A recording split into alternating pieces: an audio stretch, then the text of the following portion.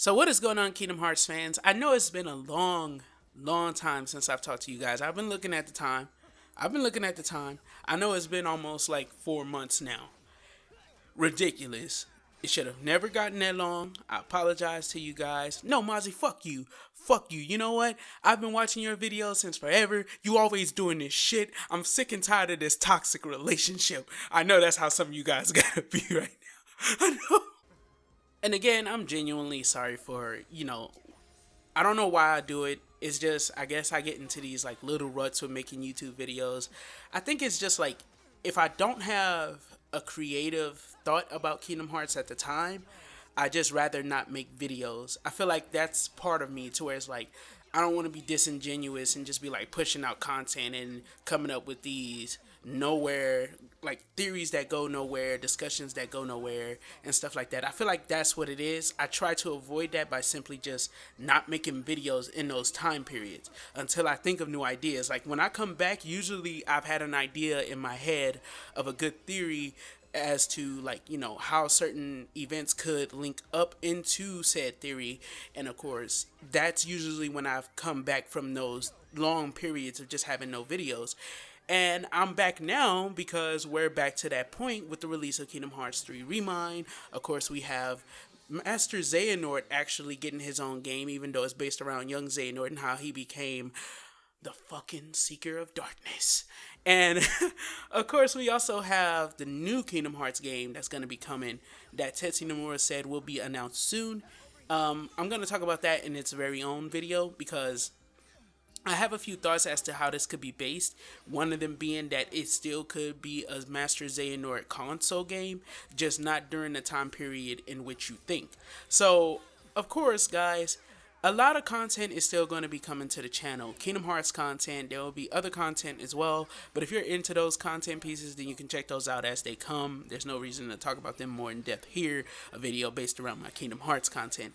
And obviously, with that, I want to say that theories, oh man, I got some big time theories for you guys. Like, big time theories for you guys coming.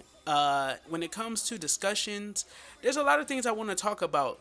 When it comes to like Kingdom Hearts Remind, I still have my Kingdom Hearts 3 review, but I wanted to play Kingdom Hearts 3 Remind before I did the review, and the review is actually going to be spread out. It's actually going to be in pieces, in which I'm going to talk about the story.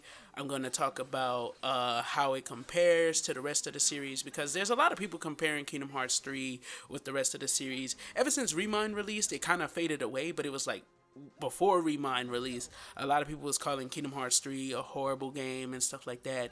Oh, the plot threads and the plot points, they don't make any sense. They come from out of nowhere and I'm just over here like, I'm literally just over here like, am I the only motherfucker that was paying attention this entire time? Like, am I the only one? Because I'm like, dude, a lot of the shit that happens in this game was said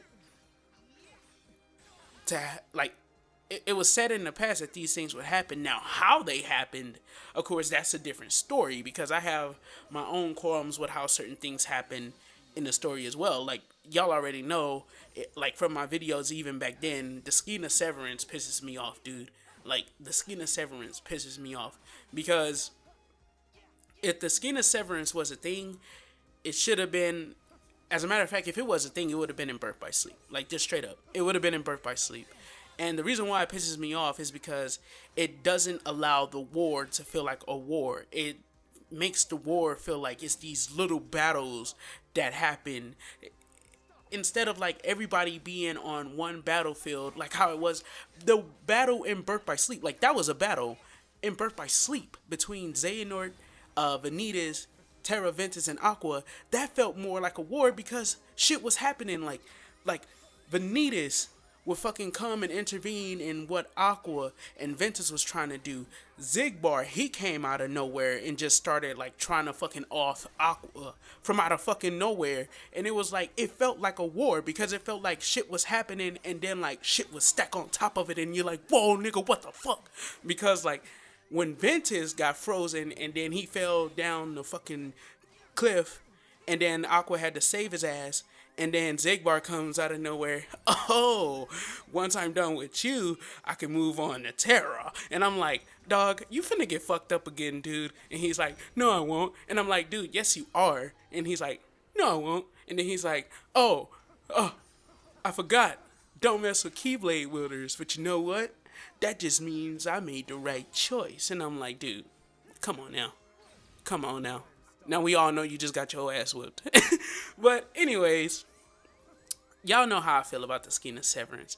And there's a lot of discussions to come. There's a lot more content to come. I know I've been away, but the king is back, baby. Where my crown at?